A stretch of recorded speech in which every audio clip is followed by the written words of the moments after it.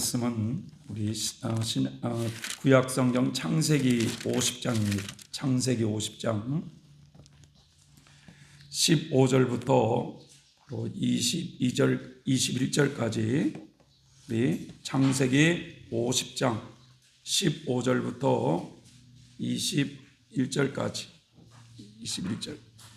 22절까지 보도록 하겠습니다. 22절까지 창세기 50장 15절부터 22절까지 우리 한번 다 같이 찾으셔서 합독을 해보겠습니다. 시작. 요셉의 형제들이 그 아비가 죽었음을 보고 말하되 요셉이 혹시 우리를 미워하여 우리가 그에게 행한 모든 악을 다 갚지나 아니할까 하고 요셉에게 말을 전하여 가로되 당신의 아버지가 돌아가시기 전에 명하여 이르시기를 너희는 이같이 요셉에게 이르라. 내 형들이 너에게 악을 행하였을지라도 이제 바라건대 그 허물과 죄를 용서하라 하셨다 하라 하셨나니 당신의 아버지 하나님의 종들의 죄를 이제 용서하소서 하며 요셉이 그 말을 들을 때에 울었더라. 그 형들이 또 친히 와서 요셉 앞에 엎드려 가로되 우리는 당신의 종이니이다. 요셉이 그들에게 이르되 두려움하소서. 내가 하나님을 대신하리이까. 당신들은 나를 해하려 하였으나 하나님은 그것을 선으로 바꾸사 오늘과 같이 만민의 생명을 구원하게 하시려 하셨나니 당신들은 두려움하소서. 내가 당신들과 당신들의 자녀를 기르리이다 하고 그들을 간곡한 말로 위로하였더라. 요셉이 그 아비의 가족과 함께 애굽에 거하여 110세를 살며. 아멘. 예배에 참여하는 여러분 모두에게 주님의 풍성한 은총이 함께 하시길 주님의 이름으로 축복합니다. 오늘 이 신앙인의 삶, 신앙인의 사람 요셉이라는 인물을 통해서 신앙인은 어떤 자세를 가지고 살아야 되는가 하는 것을 함께 은혜를 나누고자 합니다. 사도 바울은 로마서 15장 4절에서 이렇게 말씀합니다. 성경의 이 모든 말씀은 우리에게 교훈을 주려고 기록된 것이다. 이렇게 말씀했어요. 성경에 기록된 모든 말씀들이 우리를 교훈하기 위해서 주셨다는 거예요. 그렇다면 창세기 37장에서 50장까지 이 요셉에 대한 이야기는 우리에게 무엇을 가르치고 교훈하려고 하는 것일까? 성서학자들은 요셉의 이 이야기는 용서와 화해를 통해서 회복되는 형제에 대한 진리를 우리에게 가르친다. 이렇게 말씀을 해주고 있습니다만 틀린 말은 아니지만 제 생각은 요셉의 이 이야기는 신앙인으로서 살아가는 인간의 모습이 어떠해함을 우리에게 교훈해주고 있지 않나라는 생각을 저는 해보게 됩니다. 오래전에 말이죠. 신출 귀몰하게 이 탈옥 행각을 벌였던 신창원이 붙잡혀가지고 그가 입었던 티셔츠 있잖아요. 얼룩달룩했던 그 티셔츠가 불티나게 팔린다는 그런 얘기를 아마 들어보셨을 거예요. 최근에는 김건희 씨가 누군지 알죠? 이 김건희 씨가 3,000원짜리 스르바를 신고 그 개를 쓰다듬는 사진이 등장해가지고 3,000원짜리 그 슬리퍼가 불티나게 팔린다는 거예요 지금.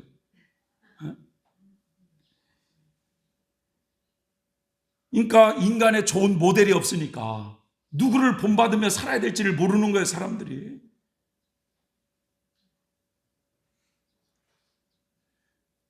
그 탈옥수 신창훈이가 입었던 티셔츠를 그렇게 갖고 싶어하고 모델이 없는 거예요 모델이.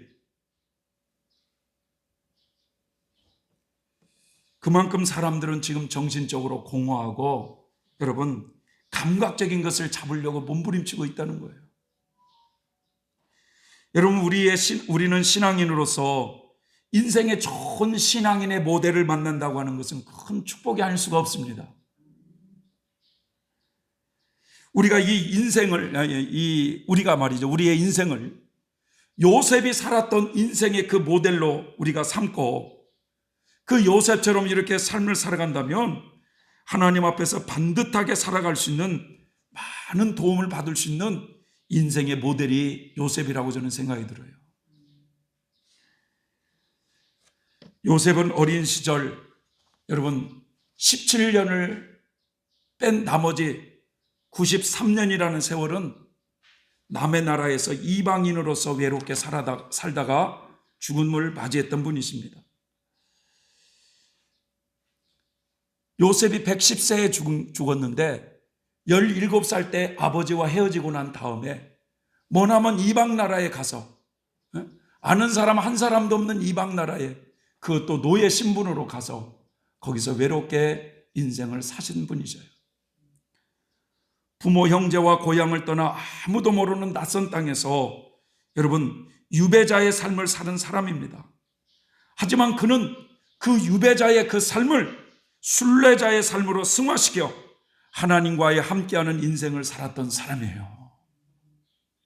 우리도 역시 여러분 이 땅에서 많은 상처도 있고 고통의 삶을 살아가고 있지만 이 세상의 끝이 아닌 저 천국을 향해 가고 있는 순례자의 삶이라고 하는 삶으로 우리의 삶을 승화시켜 간다면 우리 인생 역시 가치 있게 살아갈 수 있을 것이라고 믿습니다. 요셉의 가족 관계를 보면요, 참 복잡한 가정이에요. 여러분들도 잘 아시다시피 아버지 야곱은 레아와 라헬을 부인을 얻게 됐는데 이 레아라는 부인을 통해서 자식들을 얻었죠. 루벤, 시므온, 레위, 유다, 이사갈, 스불론, 딸 디나를 얻게 되고, 라헬은 아기를 낳지 못하니까 질투심에 불타가지고 그 라헬의 여종 비라를 통해서 자식을 낳게 해가지고 단과 납달리라는 자식을 또 얻었어요. 그 후에 하나님께서 라헬에게 자식을 주게 되는데 요셉과 베냐민을 얻게 됩니다. 그러니까 이 4명의 여자들 사이에서 여자 한 사람 감당하기가 교인 100명을 감당하기보다 어렵다는데 부인 4명의 그 여자들 사이에서 12명의 아들들과 딸 하나를 얻게 되는데, 여러분 그 12명의 자녀들 중에 요셉은 아버지가 사랑했던 라헬을 통해서 11번째 얻은 아들이었습니다. 여러분 한 뱃속에서도 12명의 형제들이 사이좋게 살아간다고 하는 것은 기적입니다. 그럼에도 불구하고 배가 다른 4명의 그 여인들 사이에서 자녀들이 섞여 사니 형제들의 우애가 좋을 리가 있을까요, 여러분? 요셉은 17살 때까지 아버지의 사랑을 참 많이 받으며 자랐어요.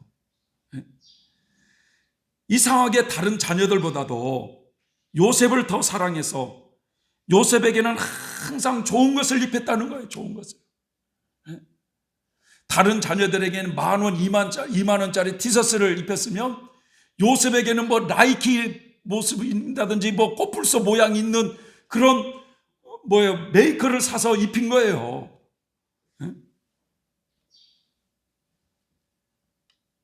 뿐만 아니라 이 요셉은요, 아버지의 2 소실이 있어요. 비라와 실바의 아들들이 나쁜 행동을 하면은 이 요셉이 아버지에게 그 일을 일러줬어요. 근데 성경에는 말이죠, 이게 잘못 표현하게 돼가지고 마치 요셉이 형들이 잘못한 걸 맨날 아버지께 고자질하는 것처럼 이렇게 표현되어 있지만 사실 그게 아닙니다, 여러분. 왜냐하면 여러분, 형이 어느 집에 가가지고 누구하고 만약에 큰 못쓸 짓을 했다면 여러분 그것을 아버지, 형 큰일 났어요. 형이 이러한 일을 저질렀어요. 이게 여러분 그게 고자질일 수도 있고 한편으로는 그 형을 사랑하기 때문에 말하는 거예요. 그래서 이런 식으로 해서 언제나 형들의 미움을 받으며 살았습니다. 그러는 중에 요셉이 꿈을 꾸게 되는데, 아니 밭에서 곡식단을 묶고 있는데 갑자기 요셉의 곡식단이 딱 일어서더니 11 형제들의 곡식단이 그 요셉의 곡식단을 향해서 절을 하는 거예요. 그래가지고 그 꿈을 형들에게 얘기하는 거예요. 형, 참 이상한 내가 꿈을 꿨어. 예? 그런 얘기는 안 해도 되는데. 예? 그래가지고는 형들이 그 얘기를 듣고 네가 우리의 왕이 되려고 그러냐 하면서 더 미워했어요. 그 후에 또 다른 꿈을 요셉이 꾸는데 이제는 해와 달과 11별이 요셉에게 절을 하는 꿈을 꾸었다고 또 그 이야기를 하자 아버지가 혼내지 않습니까? 이 이야기를 들은 형들은 요셉에 대한 미움이 극에 달합니다. 그래서 어느 날 형들이 세겜에서 양을 치고 있을 때 아버지는 세겜에서 양을 치고 있다는 소식에 걱정이 되는 거예요. 양을 잘 치고 있는지, 무슨 일이 없는지. 왜냐하면 세겜에서 얼마 전에 어떤 일이 있었느냐. 딸 디나가 세겜 주장에게 성폭행을 당하지 않습니까? 그래가지고 시므온과 레이가 그들에게 거짓말을 해가지고 남자들을 많이 죽였거든요. 아버지는 별일이 없는지 걱정이 돼가지고 요셉에게 그럽니다. 요셉아, 형들에게 먹을 것을 갖다 주고 형들이 양을 잘 치고 있는지 좀 가봐라. 그런데 말이죠, 이것이 야곱과 요셉이 생이별이 될 줄을 누가 알았겠어요? 이 운명적인 헤어짐은요 1분도 안 걸린다는 말이 있어요. 금방 작별 인사를 하고 내가 곧 있다 올게 하면서 비행기를 탄 사람이 폭발음과 함께 사라져버리는 경우도 있지 않습니까? 6.25를 만났을 때 조금 있어 만나자고 이렇게 헤어진 부부가 50년이 넘어가지고 다 이제 할머니가 돼가지고 할아버지가 돼가지고 이렇게 만나는 일이 얼마나 많습니까? 여러분, 사람이 살면서 많은 예기치 않는 일들이 얼마나 많이 벌어지는지 몰라요. 그래서 야고보서 4장 13절 15절에는 오늘이나 내일 어떤 도시에 가서 1년 동안 내가 그곳에 지내면서 장사를 해서 돈을 벌겠다고 말하는 사람들이요, 여러분은 여러분의 일을 알지 못합니다. 여러분의 생명이 무엇입니까? 잠시 보이다가 없어지는 안개와 같지 않습니까? 그러니 여러분은 이렇게 이야기를 해야 됩니다. 주님께서 원하시면 우리가 살 것이고 또 이런 일이나 저런 일을 할 것이다라고 말을 해야 합니다. 한치 앞을 볼 수 없는 것이 우리의 인생이기 때문에 그렇다는 거예요. 여러분, 가서 요셉아, 형들이 잘했는가 가서 좀 보고 와라. 이 말 한마디에 야곱과 요셉이 생이별을 할 줄 누가 알았어요? 이 요셉은요 참 순종적이라서, 아버지의 말씀에 순종적이라서 이틀을 꼬박 걸어서 100km가 넘어요. 이 헤브론에서 바로 그 세겜 땅, 세겜에서 도단에 이르러서 형들을 그렇게 찾아가면서 그렇게 형들에게 먹을 걸 싸가고 그 형들에게 딱 나타났을 때 형들이 뭐라고 말씀합니까? 저 꿈꾸는 새끼가 온다, 저거 죽여버리자, 저거. 형들이 그렇게 말했어요. 죽여버리자. 그러니까 큰아들 루벤은 죽이지 말라. 죽이지 말고 구덩이에 넣어둬라. 나중에 루벤이 그 구덩이에서 건져서 아버지한테 몰래 보내려고 했는데, 그래서 구덩이에 넣었는데, 루벤은 이제 그런 줄 알고 있었는데, 이 요셉이 가지고 온 그 음식을 형제들이 먹고 있는 중에 그 유다의 제의로 우리가 저 동생 죽여봐야 무슨 이득이 있겠느냐, 저 미디안 상인들에게 은 20냥을 받고 팔아버리자. 왜 은 20냥을 받았느냐? 여러분, 출애굽기에 나와요. 노예들에게는 은 20냥을 받으라는 거예요. 노예로 팔아버린 거예요. 형들은 붙인 야곱에게는 요셉의 옷을 그 짐승의 피를 붙였다가 말이죠. 그래가지고 악한 짐승에게 찢겨 먹힌 것으로 그렇게 보고를 하는 거예요.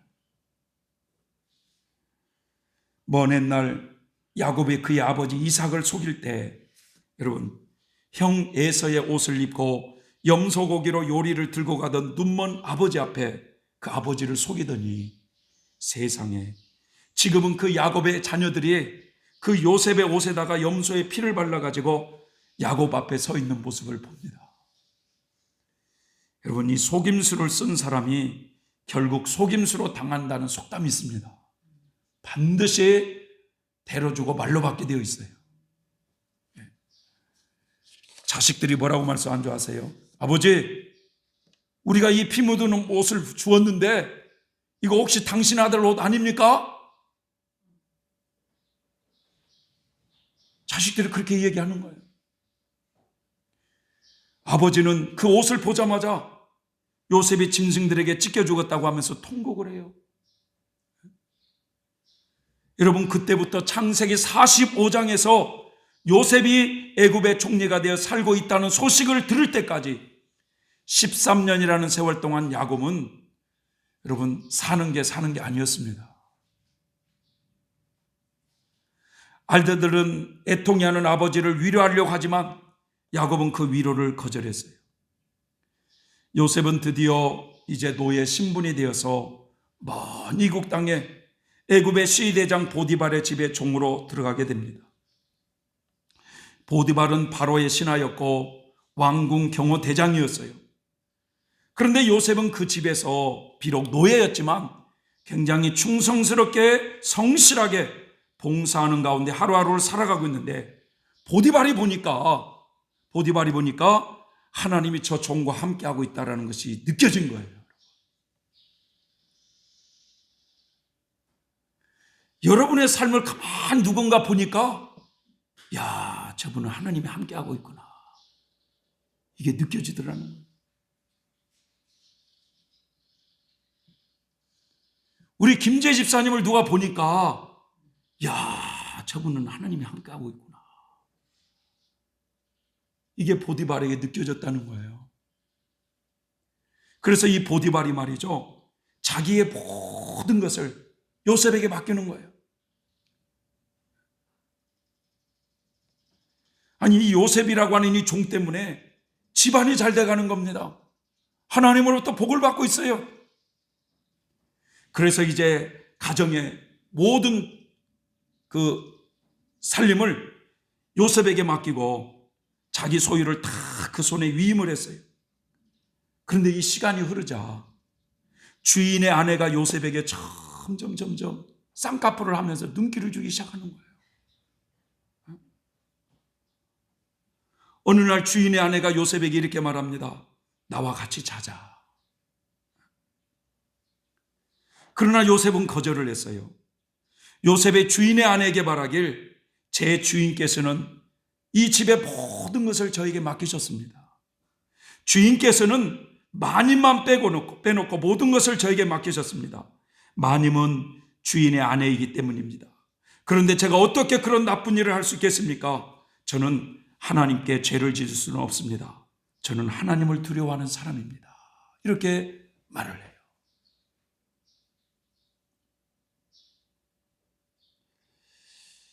이걸 조금 각색을 해보자면, 어느 날 말이죠, 노예가, 아무것도 가지고 있지 않는 노예가 어느 대기업 회장님 집에 들어갔어요. 거기 가서 일을 하는데 그 회장님 부인이 요셉씨 하면서 그러면서 그렇게 유혹을 할 때 그 노예가, 거기에 넘어가지 않을 노예가 누가 있느냐 이거예요.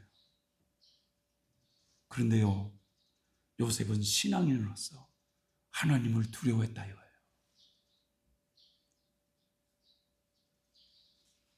여러분, 신앙인은 하나님을 두려워할 줄 아는 사람입니다. 여러분,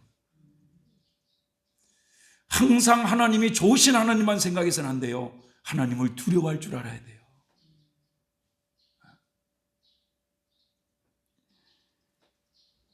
주인인 아내는 요셉에게 말을 많이 걸어오지만 요셉은 그때마다 지혜롭게 피해 다녔어요.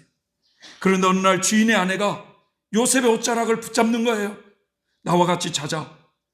그러나 요셉은 그 붙잡힌 옷을 남겨둔 채 집 밖으로 도망쳐 나왔어요. 자, 이 사건으로 주인의 아내는요, 남편에게 뭐라고 말을 합니까? 저 히브리 종놈이 나를 겁탈하려고 해서 내가 소리를 지르니까 이 옷을 벗어놓고 도망쳤다고. 제가 봤을 때는요, 보디발의 아내를 안 믿었을 것 같아요. 그런데 이 이야기를 들은 남편은 화를 내면서 요셉을 감옥에 가두게 됩니다. 그런데 그 감옥은 왕의 죄수들을 넣는 감옥이었어요.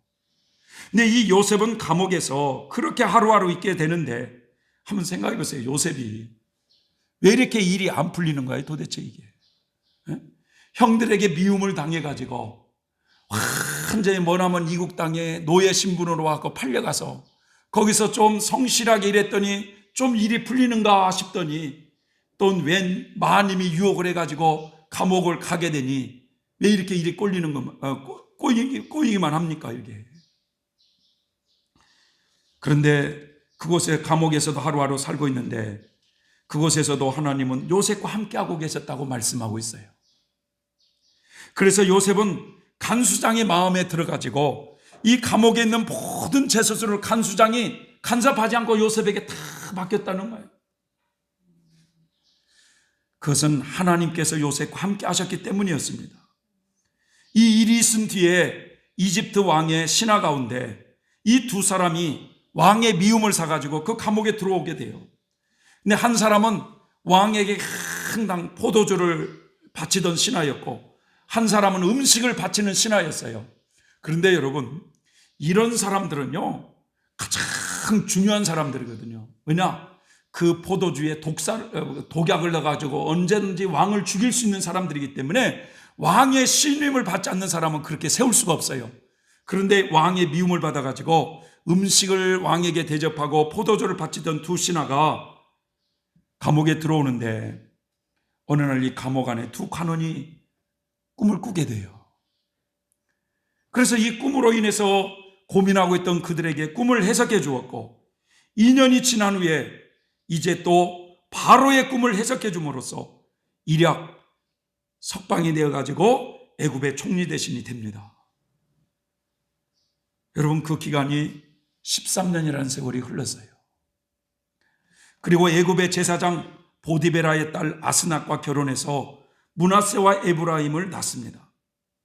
바로의 꿈과 요셉의 해석대로 7년간의 풍년과 7년간의 흉년이 이제 들고, 이제 흉년 때 그 요셉의 형들도 가나안에서 먹고 살기가 어려우니까 그 식량을 구하기 위해서 애굽으로 탁 다가왔을 때 요셉이 그 형들을 만나요.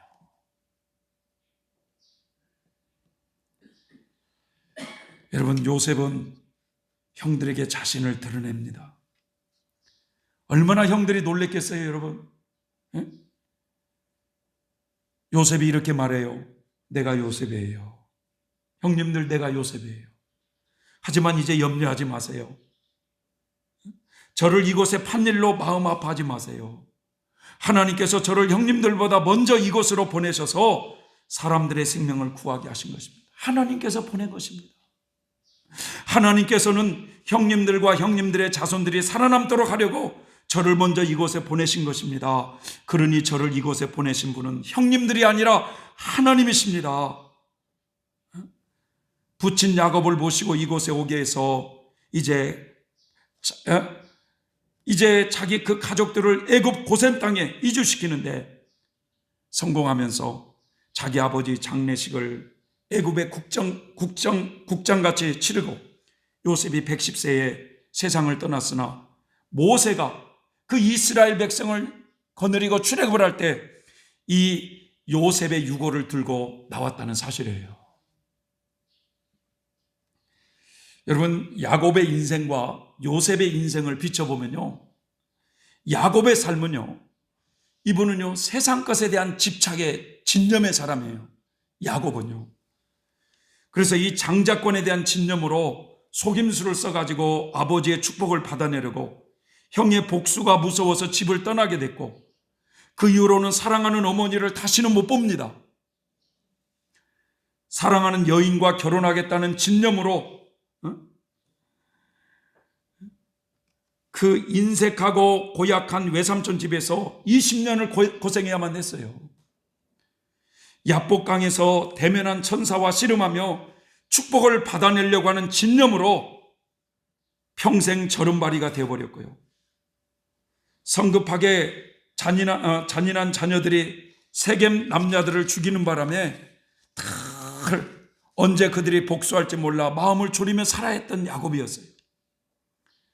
심지어는 사랑하는 아내 라헬의 죽음을 길거리에서 묻어야 했고, 맏아들 루벤이 아버지 처와 잠자리를 같이 하는 수치를 맛봐야 했고, 애지중지하던 아들 요셉이 짐승에게 찢겨 죽었다는 소식을 듣고 수년 동안 슬픔에 살아야만 했던 야곱이었습니다. 그래서 야곱이 말이죠, 바로 앞에 섰을 때 당신 나이가 몇 살입니까? 라고 했을 때 내 인생 나그네 130년 살았지만 험악한 인생을 살았습니다. 이렇게 고백을 해요. 세상에 대한 집념 때문에 험악한 인생을 살았어요. 그러나 요셉은요, 아버지 못지않게 힘든 인생을 살았던 사람입니다만, 요셉이 17살 때까지는 아버지의 사랑을 받고 좋은 옷을 입고 살았지만 어린 나이에 형들의 미움 속에 먼 이국 땅에서 노예로 팔려가서 삽니다. 17살 어린 나이에 여러분, 낯선 이국 땅에 사는 사람 하나 아는 사람 하나 없이 노예의 신분으로 그렇게 팔려가서 고생하는 건 얼마나 많은 아픔이 있었겠어요. 그리고 형들에 대한 미움 또 상처가 있었던 사람이었습니다. 심지어는 보디발의 질에 팔려가서 성실하게 일을 하며 살아가는데 어느 날 보디발의 아내의 유혹으로 감옥에 가는 신세가 되고 말았어요. 17살에 팔려가 30살에 애굽의 총리가 되기까지 여러분, 이 13년이라는 세월 동안 노예로 살았고 감옥까지 갔던 요셉이었습니다. 그런데 이 야곱의 삶과 요셉의 삶을 비교해 봤을 때 왜 야곱은 그렇게 힘겨운 인생을 살았는가 이거예요. 그것은요, 야곱은 세상에 대한 집념이 큰 만큼 이것을 말이죠, 하나님의 섭리에 자신의 삶을 맡기는 것이 어려웠던 거예요. 모든 것을 자기의 힘으로 축복을 움켜쥐려고 애를 쓰니까 인생이 고달팠던 거예요. 인생이. 반면에 요셉은요, 많은 슬픔과 고통을 안고 살았지만 아버지처럼 세상에 대한 집념을 움켜쥐려고 하지는 않았다는 거예요. 그분은 어떠한 처지에 있든지 하나님의 섭리에 자신을 맡겨드렸어요. 그는 이 세상의 악과 불의 앞에서도 하나님의 섭리에 자신을 맡겨드렸습니다. 13년이라는 오랜 노예 생활과 감옥살이 속에서도 하나님이 자기를 돌보고 있다는 의심을 전혀 하지 않는 사람이었어요. 어떤 고난과 역경 속에서도 하나님이 당신의 선의로 이끌어 주리라고 하는 그 믿음을 가지고 있었어요. 이 요셉은요, 참 하나님만을 바라보는 사람이었어요. 그는 이야기를 할 때도 어떤 행위를 할 때도 언제나 하나님 중심적으로 이 얘기를 했어요. 그가 하나님이라는 단어를 얼마나 자주 썼는지 몇 가지를 들어볼게요. 첫 번째, 감옥에 갇혔던 바로의 두 관원을 꿈을 해석할 때 요셉이 그 꿈을 풀 때 뭐라고 말씀합니까? 꿈을 푸는 것은 하나님만이 할 수 있는 것입니다. 이렇게 고백을 해요. 두 번째, 바로가 요셉에게 꿈을 해몽해 달라고 하자 그렇게 요셉이 말을 합니다. 저에게 무슨 그런 힘이 있겠습니까? 임금님께 꿈을 일러주실 분은 하나님뿐이십니다. 세 번째, 형들에게 자기의 정체를 밝히면서 하나님께서 우리의 목숨을 살리려고 나를 형님보다 앞서 이곳에 보낸 것입니다. 넷째 보면 바로가 그를 총리로 임명했을 때도 하나님께서는 나를 애굽의 전국에 다스리는 자로 세워주셨습니다 라고 말을 해요. 다섯 번째, 야곱이 요셉의 두 아들을 가리키며 얘들이 누구냐 라고 묻자 요셉은 하나님께서 이곳에서 저에게 주신 아들들입니다 이렇게 말을 해요. 언제나 하나님을 앞세워하는 요셉의 신앙을 볼 수가 있어요.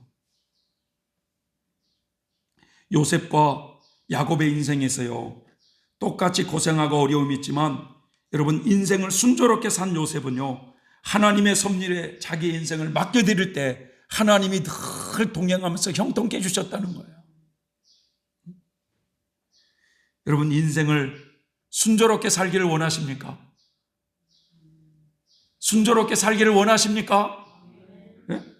야곱처럼 내가 세상 것에 대한 집착에 말이죠, 이것을 집을 움켜쥐려고 하는 이런 인생은요, 험악한 인생을 살 수밖에 없어요. 요셉처럼 여러분 하나님께 순종하며 그분의 섭리에 맡겨드리는 그런 인생을 살 때 인생이 순탄합니다. 여러분, 신앙인은 그래야 된다는 거예요. 왜냐? 우리의 길이 되신 주님이 우리 인생길의 주인이 되시기 때문에 그렇습니다. 요셉의 신앙은 한마디로 없을지라도의 신앙이라고 할 수 있어요. 이 신앙의 태도가 두 종류에 있습니다. 하나는 멋멋을 해주면 하는 신앙 태도가 있어요. 하나님, 저를 만나주시면, 저에게 말씀해 주시면, 이 모든 일을 잘 풀리게 해주시면, 내 인생을 축복해 주시면 내가 하나님을 향해서 축복하고 봉사하겠다. 하나님, 나를 무사히 돌아가게 해주시면 내가 하나님께 11조를 드리고 이곳이 하나님의 전이 되겠다고 하는 야곱의 신앙관을 가진 사람이 있어요. 뭐뭐 해주시면. 이게 야곱은 인생의 어려움 속에 여러분 하나님을 많이 만났고 그분의 음성을 많이 들었던 분이셔요. 하나님을 많이 체험했던 분이에요. 야곱이. 예를 들어서 형을 속여가지고 형 때문에 도망자가 돼가지고 그 외삼촌 집을 갈 때 베들에서 잠을 자는데 거기서 뭐라고 말씀합니까? 그 하늘에서 말이죠, 하늘에서부터 이 사닥다리에 천사들이 오르락 내리라는 하는 그 환상을 보면서 그 야곱에게 말이죠, 나는 아브라함의 하나님이요 이삭의 하나님, 너희 조상의 하나님이라 하면서 내가 너를 지켜주겠다 라고 이렇게 말을 하는 체험을 받지 않습니까? 심지어는 말이죠, 딸이 그 강간을 당했을 때 왜 거기서 강간을 당했는지 그 이유를 하나님이 알려주는 거예요. 네가 하나님이 나를 축복하시면 내가 돌아와서 이 베델이라고 하는 이곳에서 하나님 앞에 제단을 드리겠다고 했던 걸 싹 잊어버린 거예요. 그래서 하나님이 다시 나타나가지고 베델로 올라가라고 말씀하고 있지 않습니까? 그때 또 하나님의 음성을 또 들어요. 노년에 그 요셉이 살았다는 소식을 듣고 애굽의 총리가 되었다는 소식을 듣고 애굽으로 내려가기 전에 그 야곱을 하나님이 찾으십니다. 그러면서 애굽으로 내려가는 걸 두려워하지 말라. 내가 너와 함께 가겠다. 이런 하나님의 음성을 많이 경험했던 그런 사람일지라도 여러분, 그분은 인생이 참 고달팠어요. 왜 그러냐? 세상에 대한 집착이 너무나 강했던 사람이었어요. 여자 한 여자를 얻기 위해서 20년 세월을 보내버렸던 사람이에요. 자기가 뭘 지고 싶어하면 끝까지 그걸 지려고 하는 이 진념의 사람이 요셉이야. 아니 야곱이야. 그러니까 인생이 고달파요. 여러분, 요셉의 신앙을 보세요. 요셉은 없을지라도라는 신앙 태도예요. 인생의 어려움에 빠져 있을 때 하나님 제게 말씀하셨습니다. 걱정하지 마라.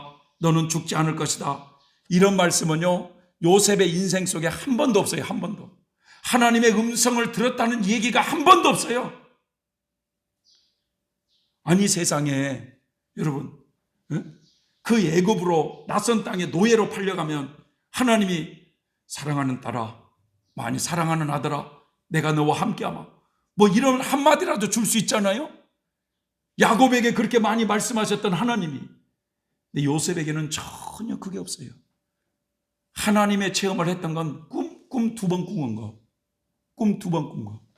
우리는 얼마나 꿈을 많이 꿉니까, 여러분?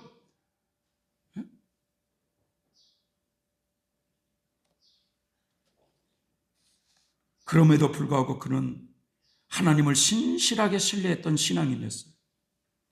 억울한 일이 내게 닥칠지라도, 외양간에 소가 없을지라도, 나의 원수가 번창할지라도, 내가 주님처럼 애매하게 고난의 길을 걸어간다 할지라도 나를 사랑하시는 하나님을 신뢰하고 찬양할 것이라고 하는 이런 신앙관이 요셉 신앙관이에요. 여러분, 우리도 요셉처럼 그런 신앙인이 되어야 될 줄 믿습니다. 어떤 억울한 일을 당하든, 어떤 상처를 받든, 어떤 긴장 속에 살든, 여러분, 우리는 하나님께 대한 신뢰를 가져야 되는 거예요. 우리가 고통스러운 삶의 자리에 있다 해도 자기 비탄 속에 자포자기한 나머지 하나님을 떠나는 일이 있어서는 안 되는 줄 믿습니다. 우리 인간은 하나님과 멀어지면 멀어질수록 마음의 평안을 잃게 되어 있어요. 참된 신앙인은 요셉처럼 어떤 환경 속에 있든지 하나님을 끝까지 신뢰하는 겁니다. 여러분, 이것이 참된 신앙인의 모습이라는 거예요. 꼭 내가 하나님을 봐서야만 믿는다는 이런 신앙은 미신일 수 있어요. 신약에 와서 뭐라고 말씀합니까? 나를 보지 않고 믿는 자가 더 복이 있다.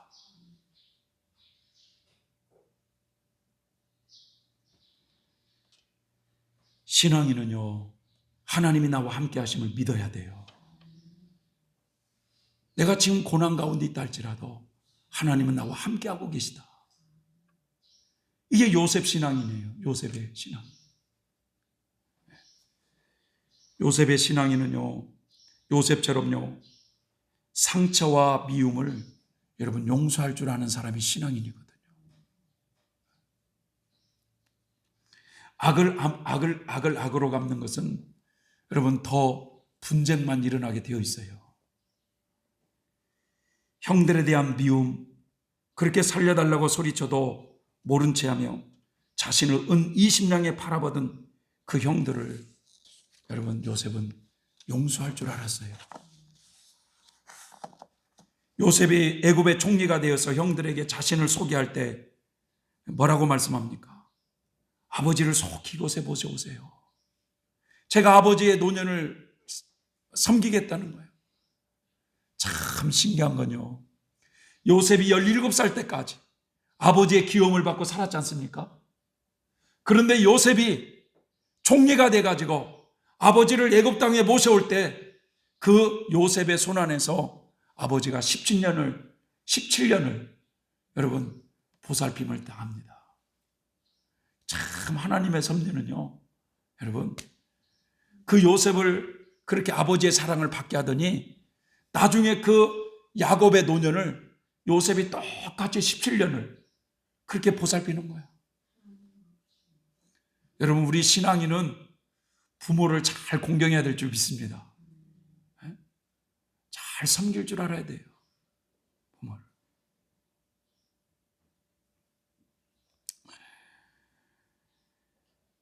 그때 참 이 요셉이 애굽의 총리가 되어서 형들을 딱 보면서 형들에게 뭐라고 말씀한 줄 아십니까? 창세기 45장 24절에 보면 이 말씀에 제가 의역을 해봤어요. 성경에 꼭 이런 말이 안 돼 있는데, 형, 집으로 갈 때 길에서 다투지 마, 이런 말을 했어요. 양식을 가지고 집으로 갈 때 길에서 형 다투지 마. 이 요셉이 처음 자신을 안 드러냈을 때 요셉이 그 히브리 말을 모른 줄 알고 형들 사이에 뭐라고 말을 합니까?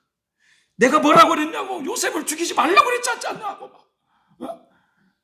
이 요셉 때문에 우리가 이렇게 당하는 거 아니냐고 막 그런 소리를 요셉이 다 들었거든요. 그래서 요셉이 나중에 형들에게 그 곡식을 싸주면서 집으로 갈 때 형들 길에서 다투지 마세요. 아니, 형이 동생들한테 그런 얘기를 해야 되는데, 예? 여러분, 그 요셉이 형들한테 그런 얘기 하잖아요. 형들 다투지 마세요. 싸우지 마세요. 창세기 50장에 야곱의 장례를 치르고 난 뒤에 이 형들은요, 요셉이 혹 우리에게 보복할까 봐 두려워가지고 뭐라고 말씀합니까? 아버지가 돌아가시기 전에 요셉에게 당부했다고. 너희 형들이 몹쓸 짓을 했는데 너희 형들을 용서해 주라고 그렇게 유언하고 갔다는 거야. 그 말을 들었던 요셉이 눈물을 흘리면서 뭐라고 말씀합니까? 여러분, 두려워하지 마세요. 제가 형님들과 형님들의 자녀들을 돌봐드리겠습니다. 여러분, 이처럼 요셉은 따뜻한 말로 형들을 위로해주고 진심으로 용서한 사람이에요. 여러분, 신앙인이라면 우리가 그런 길을 가야 되지 않겠습니까, 여러분?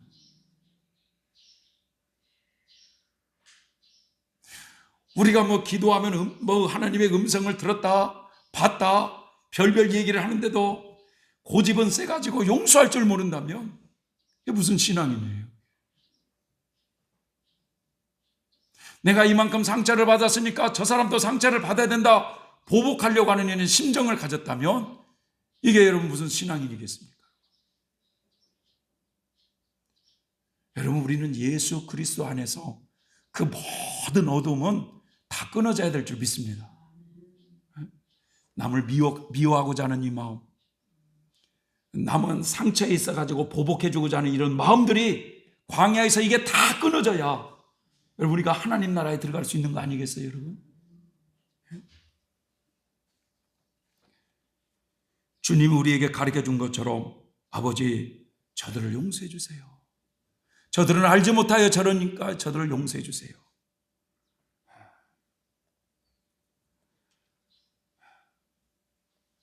우리 김재 집사님이 정권사님을 용서하지 못해가지고 막 웃고 있잖아요, 지금 말씀을 들으면서. 전화 안 했다고? 전화 안 했다고 잡아요, 잡아.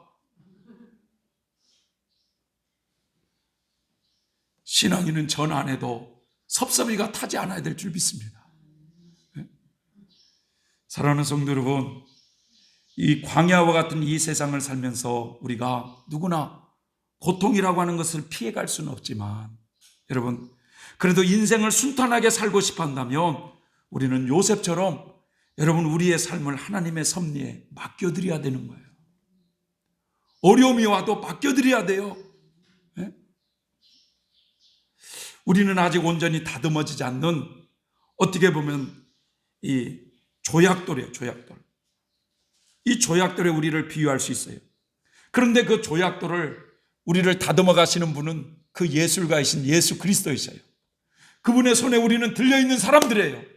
그래서 우리를 하나님의 온전한 사람으로 만들어가기 위해서, 다듬어가기 위해서 우리 앞에 어떤 어려움들이 펼쳐질지 우리는 아무도 몰라요.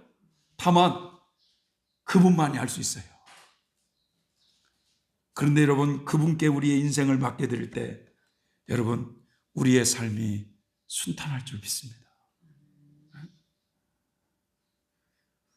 그분의 손에 우리의 삶이 들려있어요. 그분에게 우리의 삶을 맡겨드리시기 바랍니다. 할렐루야. 앞서서 걱정하지 마시고 그냥 하루하루 그분이 내 삶을 이끌어갈 수 있도록 맡겨드리는 삶, 이것이 여러분 요셉처럼 신앙인은 이래야 되는구나 라는 것을 우리에게 교훈하지 않나 하는 생각을 해봅니다. 그래서 신앙인 요셉을 통해서 우리의 신창원을 롱 모델로 삼지 말고, 예? 김건희의 신발을 롱 모델로 삼지 말고 여러분 참 신앙인을 모델로 삼아 우리의 삶을 어떻게 맡겨드려야 평탄한 길인지를 깨닫는 저와 여러분이 되셨으면 좋겠습니다. 기도하겠습니다.